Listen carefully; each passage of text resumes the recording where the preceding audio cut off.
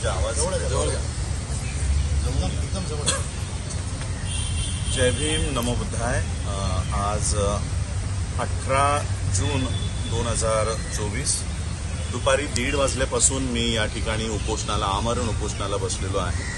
हे पवई हिरानंदानी या ठिकाणचं बुद्धविहार आहे आणि हा बुद्धविहार परिसर आहे।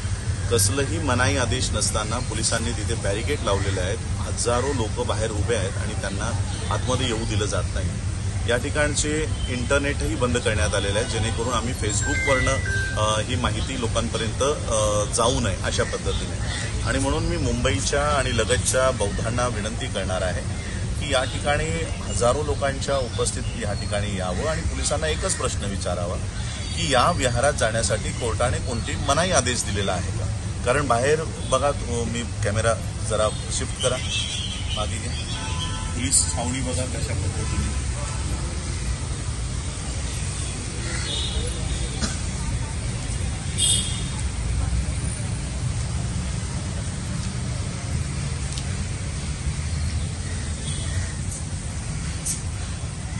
अशा पद्धतीने बुद्धविहाराच्या या परिसरामध्ये पोलीस म्हणजे ज्या ठिकाणी अहिंसा राबवली जाते त्या ठिकाणी पोलीस इथे रायफल घेऊन उभे आहेत, शूजमध्ये आहेत, बुटांमध्ये आहेत आणि या पवित्र स्थळाचं जी काही रिस्पेक्ट आहे तो पूर्ण संपवण्यात आलेला आहे। आणि म्हणून मी मुंबईच्या जवळच्या सगळ्यांना आणि महाराष्ट्रभरातल्या बौद्धांना आवाहन करणार आहे की आज हे आंदोलन आम्ही उभं केलेलं आहे। आंदोलन 2-3 कारणांसाठी आहे। पहिलं कारण की बीएमसीला कसलेही अधिकार नसताना पावसाच्या सुरुवातीला यांनी 750 कुटुंबियांची घरं उद्ध्वस्त केलेली आहेत, जमीनदोस्त केलेली आहेत। तो अधिकार उपजिल्हाधिकारी निष्कासन विभागाचा असतानाही बीएमसीच्या अधिकाऱ्यानं हे काम केलेलं आहे। त्यामुळे पहिली मागणी आमची आहे की बीएमसीच्या ज्या अधिकाऱ्याच्या सहीने हे काम झालेलं आहे त्याच्यावर अॅट्रॉसिटी ॲक्टनुसार गुन्हा दाखल व्हावा।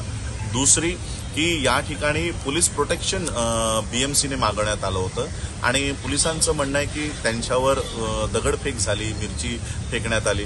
आम्ही त्याच्यावर कोणत्याही गुन्हेगाराला सोडा म्हणून विनंती करत नाही आहोत, परंतु पोलिसांनी ज्या पद्धतीने लोकांना मारहाण केलेली आहे, गर्भवती स्त्रीचा एका गर्भपात झालेला आहे, 10 वर्षाच्या मुलांना मारलेला आहे, 70-80 वर्षाच्या मुलांना मारलेला आहे आणि म्हणून ज्याच्या नेतृत्वात हे अशा पद्धतीने बेदम मारहाण झालेली आहे त्या सिनियर पीआयला निलंबित करून त्याच्यावरही अॅट्रॉसिटी ॲक्टनुसार हा गुन्हा दाखल व्हावा ही आमची दुसरी मागणी आहे। आणि तिसरी मागणी की 750 घरं यांनी या ठिकाणी उद्ध्वस्त केलेली आहे, त्या 750 कुटुंबियांचं पुनर्वसन झालं पाहिजे। मुंबईच्याच आमची पहिली मागणी असणार आहे की त्याच ठिकाणी जर हिरानंदानीला त्या ठिकाणी अलिशान टावर बांधायचं असेल तर शेजारीच या 750 कुटुंबियांसाठी एखादी SRE सारखी इमारत बांधून द्यावी, अन्यथा त्याच दर्जाची मुंबईमध्ये कुठेही त्यांना पक्क घर या पावसाळ्यामध्येच बांधून देण्यात यावं। या 3 मागण्यांसाठी मी आमरण उपोषण करण्यासाठी या ठिकाणी बसलेलो आहे। जोपर्यंत या मागण्या पूर्ण होत नाही